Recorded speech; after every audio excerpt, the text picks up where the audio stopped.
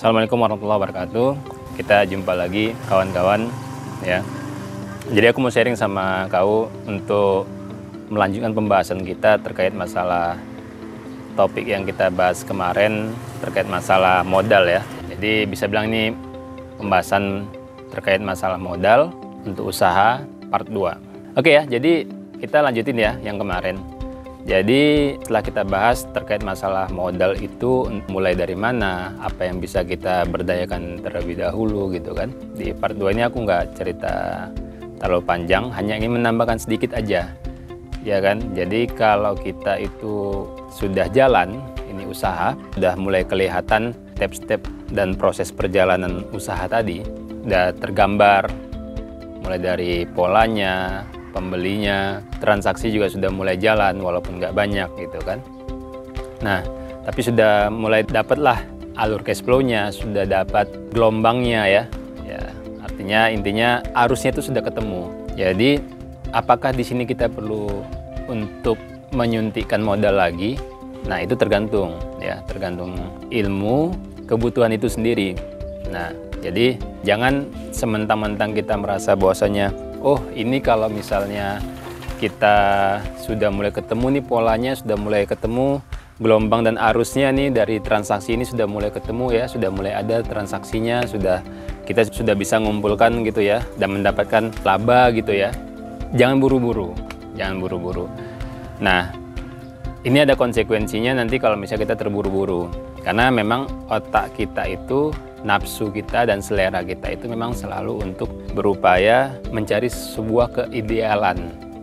Nah, jadi kalau ini sudah mulai jalan, ideal dong gitu kan. Ya, minimal misalnya tempat usahanya dibuat lebih rapi, atau misalnya perlu ada warung baru, direnovasi biar lebih nyaman dan segala macam. Ingat bahwasanya antara keinginan kita sama keinginan konsumen atau market itu yang harus terlebih jauh harus dipertimbangkan, harus didahulukan adalah kepentingan market. Nah, jadi ya ideal menurut kita belum tentu ideal menurut market gitu. Apakah itu memang berdampak positif untuk bisnis kita atau usaha kita? Nah, jadi itu harus diperhatikan. Jangan karena nafsu selera kita terakhir kita membelanjakan modal kita atau dari keuntungan itu terburu-buru untuk bisa merenovasi, atau lebih parahnya lagi kita misalnya konsumtif gitu, langsung buru-buru beli barang yang tidak diperlukan, beli mobil baru ya, beli sepeda motor baru yang mungkin tidak ada hubungannya dengan bisnis kita gitu. Nah, jadi semua terkait sama pekerjaan atau usaha kita, pastikan bahwasanya uang yang sudah kita peroleh dari proses gelombang ataupun proses transaksi yang sudah berjalan itu kalau kita mau mengembangkannya kita harus cek dan recheck dulu. Bahasa kerennya mungkin ya riset dulu gitu. Jadi kita cek dan recheck dulu apakah memang ketika kita misalnya buat program A, program B itu memang mendukung dan berimpact langsung terhadap bisnis atau pekerjaan atau usaha kita tadi. Nah, kalau memang itu bisa menambah omset dengan kita buat program itu menambah omset kita, oke, fine. Tapi kalau misalnya tidak, ya kan, hanya membuang-buang uang saja, modal. Nah, ingat bahwasanya yang membayar kita ya bukan diri kita, tapi membayar kita adalah customer atau konsumen.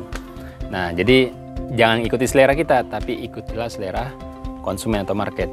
Nah, jadi sekali lagi kalau kita mau buat atau kita mau rancang toko kita atau gerai kita supaya lebih menarik, pastikan itu memang punya impact untuk perkembangan usaha, bukan hanya sekedar semata-mata selera atau nafsu kita. Ya, tuh. Lalu tambahannya, kalau misalnya mau menyuntikkan modal, maka pastikan bahwa bisnis kita itu memang benar-benar sedang butuh-butuhnya untuk disuntik modalnya.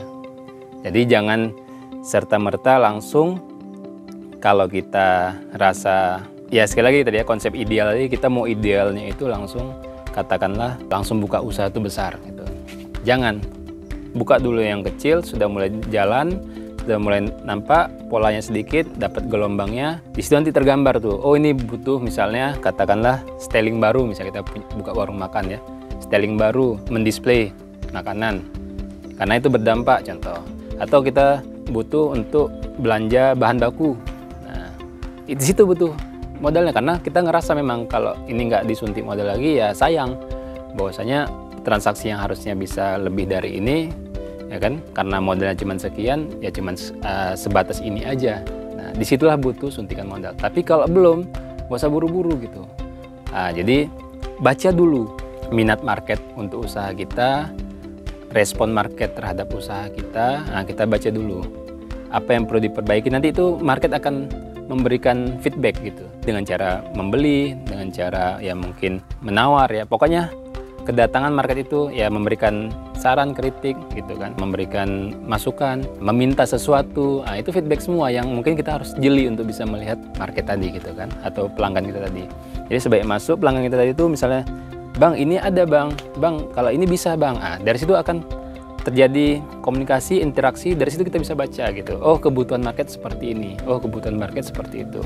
Nah, ketika kita sudah mulai dapat seperti itu, ya kan, nah bang kalau misalnya saya pesannya begini bang, bisa bang, itu kan feedback semua, itu adalah respon market semuanya. Nah, ketika kita sudah dapat itu, ya kan, baru pelan-pelan kita penuhi. Disitulah butuh suntikan modal. Nah, jadi sayang kalau misalnya permintaan market yang memang berdampak positif terhadap usaha kita biarkan. Nah, disitulah kebutuhan modal. Bukan ucuk-ucuk kita berasumsi, oh nanti market ataupun pelanggan tuh mau seperti ini. Nah, maka langsung digelontorkan misalnya modal yang besar. Jangan, itu sangat beresiko. Pelan-pelan aja, bertahap. Yang penting kita terus belajar dan merespon, dan terus mengasah ketajaman untuk melihat kebutuhan dan permintaan pasar atau konsumen. Dari yang saya sampaikan tadi, yaitu dari komunikasi, dari pembicaraan ya kan, sama pelanggan kita ya, pembeli kita.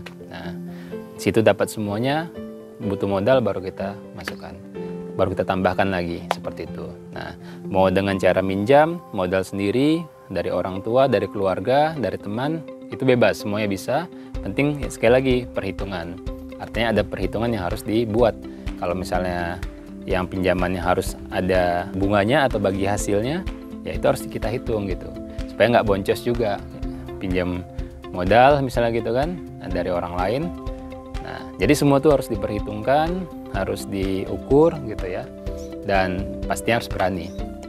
Oke, itu aja untuk sharing-sharing kali ini. Thank you ya, tetap semangat, salam sukses.